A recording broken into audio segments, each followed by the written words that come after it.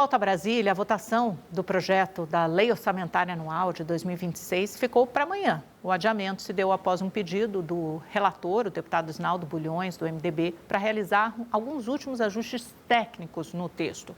E a alteração acontece em razão das mudanças recentes aprovadas pelo Congresso, com impacto nas contas públicas de 2026. Vamos trazer para cá nosso repórter, nosso colega José Matheus Santos, que tem as apurações e as informações. Era para ter sido hoje, mas ficou para amanhã, acho que é o meio-dia, É esse horário da sessão marcada. Aí tem que ser uma sessão conjunta, Matheus, do Congresso Nacional, deputados e senadores analisam, assim, no último dia de trabalho, no apagar das luzes, o orçamento do ano que vem. Boa tarde. Boa tarde, Amanda. Boa tarde a todos que nos acompanham aqui no Central de Notícias. Isso mesmo, Amanda. A votação foi adiada, seria hoje a previsão inicial, aqui na Câmara dos Deputados, em sessão conjunta dos deputados e dos senadores, mas foi adiada para amanhã a pedido do relator do projeto do orçamento de 2026, deputado Isnaldo Bulhões, do MDB da Bahia. O relator solicitou mais tempo para finalizar o relatório dele sobre a peça orçamentária por causa dos projetos que foram aprovados nessa semana que mexem no orçamento do ano que vem. Um exemplo disso é a proposta que foi aprovada na Câmara dos Deputados na terça-feira e ontem avalizada pelo Senado Federal, que aumenta a taxação de casas de apostas esportivas, as chamadas bets, e também as fintechs. Isso para viabilizar 22 bilhões no orçamento do ano que vem para ajudar o governo a fechar as contas públicas do próximo ano. O governo tem essa preocupação em relação ao orçamento do próximo ano. O relatório preliminar previa que seriam 6,5 trilhões de despesas totais e a meta de superávit de 34,2 bilhões para 2026. A Comissão Mista de Orçamento tem que aprovar antes essa proposta, esse relatório do Isnaldo Bulhões, ou mexer e fazer alterações. Esse projeto tem que, antes de ser avaliado pelos deputados federais e pelos senadores, ser apreciado pela Comissão Mista do Orçamento, a chamada CMO, cujo presidente é o senador Efraim Filho, do União Brasil da Paraíba. E Efraim Filho convocou a sessão para amanhã, às 9 da manhã, aqui no Congresso Nacional, e em seguida, ao meio-dia, Davi Alcolumbre, que é o presidente do Senado e do Congresso, abre a sessão para apreciação dos parlamentares, os 513 deputados federais e os 81 senadores para aprovação dessa peça do ano que vem. Então, Isnaldo Bulhões pediu esse período para fazer algumas horas, no caso o dia de hoje, para finalizar o texto dele em relação à peça orçamentária, sobretudo por causa daquele aumento da taxação de bets e fintechs, em razão também do corte de isenções tributárias federais no ano que vem. E um dos motivos pelo qual houve esse adiamento, inclusive, é porque o governo enviou para cá um projeto que foi alterado pelos deputados federais e pelos senadores em relação a essa questão da taxação das bets e das fintechs. Os parlamentares fizeram um escalonamento dessas taxações e, com isso, haverá necessidade de mais articulações e mais conversas para fechar essa questão aqui no Congresso até amanhã, e depois os parlamentares, Amanda, entram em recesso e voltam apenas em fevereiro do ano que vem. Com a aprovação, se isso acontecer, o governo já poderá, a partir de janeiro, efetuar as verbas discricionárias e também para outras áreas como saúde, educação e outras despesas do ano que vem, já a partir de janeiro. Amanda. Ótimo, Zé Matheus, muito obrigada. Eu vou chamar de novo os nossos analistas para essa conversa, porque falta esse ato assim, de fechamento do ano. Normalmente tem que ser no final do ano, com exceção deste, porque o orçamento, quer dizer, de outros anos também, que o orçamento foi sendo adiado.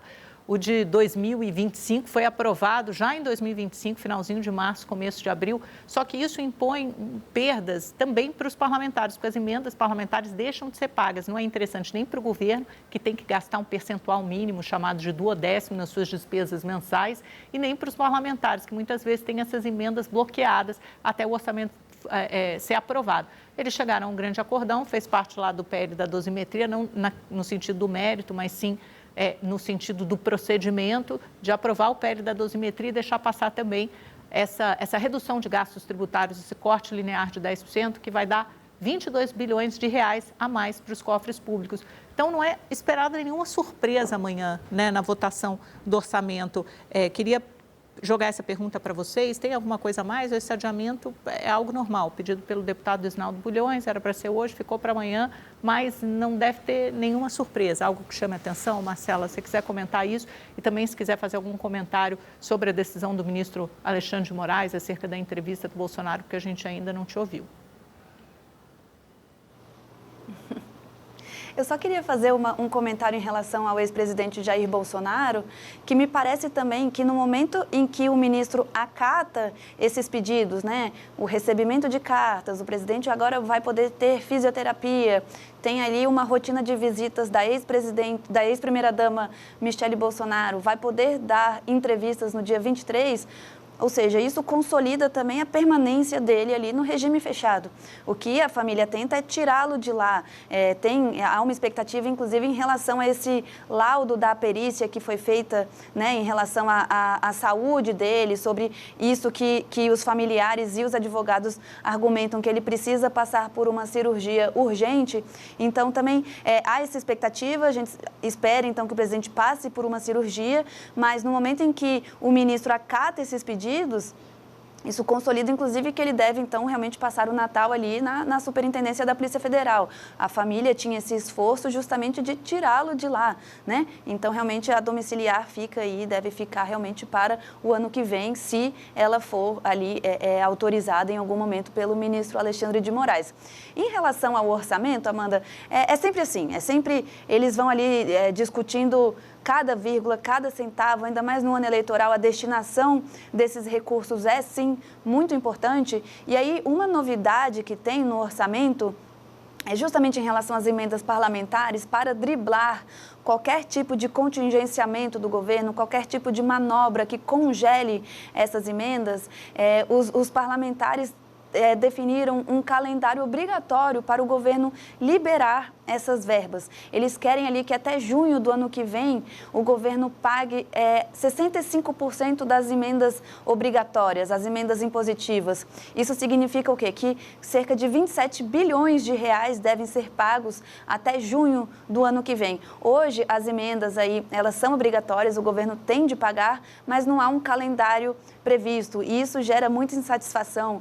Os deputados reclamam muito desse represamento das verbas.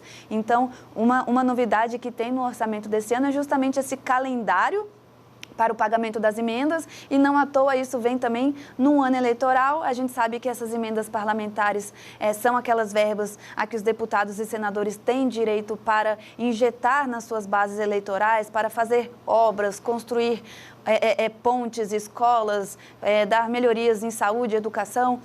Então, isso num ano eleitoral é muito importante de se ter como vitrine, de jorrar esse dinheiro aí nas bases eleitorais, e o que os parlamentares estão fazendo, então, no orçamento é garantir essa verba para o ano que vem. Isso é o que me parece aí que tem de mais curioso na votação do orçamento, a não ser que de hoje para amanhã o relator apresente alguma novidade para a gente, Amanda.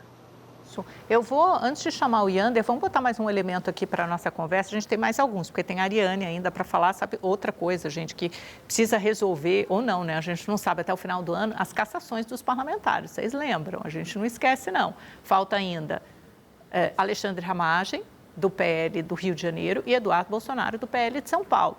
Por que faltam? Porque o próprio presidente da Câmara, Hugo Mota, disse na semana passada que ele pautaria todas essas cassações. Vieram Zambelli, Glauber Braga, os dois conseguiram manter seu mandato, depois a Zambelli renunciou, teve uma decisão do Supremo mandando cumprir a decisão, né, do trânsito em julgado, ela é condenada, portanto, a perda de mandato é automática, mas ficaram faltando esses outros dois casos e a gente vai abordá-los já já.